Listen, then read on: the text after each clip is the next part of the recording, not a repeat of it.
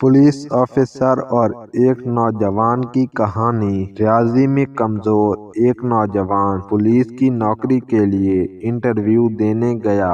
Police officer ने पूछा, अगर सेब 170 रुपए किलो हों तो 100 ग्राम की कीमत क्या होगी? नौजवान, साहब अगर 100 ग्राम सेब के मुझे पैसे देने पड़े तो पुलिस की नौकरी किस काम की? ऑफिसर, चलो मान लिया तुम्हारी बीवी बाजार गई, इसे सेब लेने हो तो 170 रुपए किलो के हिसाब से 100 ग्राम के कितने का होगा? नौजवान, आप इसे नहीं जानते, इसको अगर 100 ग्राम सेब लेना हो तो वो 100 ग्राम का रेट ही पूछेगी, ये मुझे पक्का पता है। ऑफिसर, चलो मान लिया तुम्हारा भाई बाजार गया सेब लेने तो।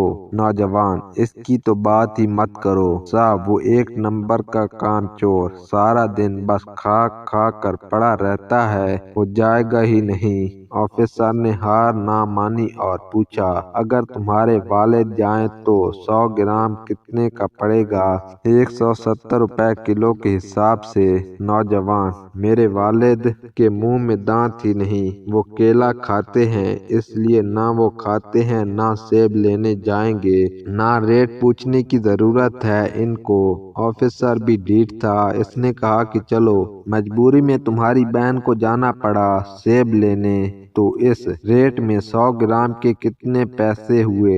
नौजवान, साहब हमने इसकी शादी 5 साल पहले ही कर दी, अब वो जाने और बहनोई जाने, वो चाहे सेब खरीदें, केला लें या लाची, अपने से क्या मतलब, वैसे भी नौकरी मैं करूंगा या पूरा खानदान करेगा। ऑफिसर के सब्र का बंधन अब टूटने लगा, बहुत गुस्से में बोला, भाई कोई बहुत ही आम आदमी सेब लेने जाए तो 100 ग्राम सेब कितने का होगा, बताओ? नौजवान, साहब आम आदमी को सरकार और हमारे सिस्टम ने सेब खाने लायक छोड़ा ही नहीं, वो बेचारा तो दाल रोटी में ही परेशान रहता है, आम आदमी तो सेब की रेहड़ी लगाता है और खास आदमी ही सेब खरीद कर खाता है, इसलिए आम आदमी को सेब के रेट से क्या मतलब।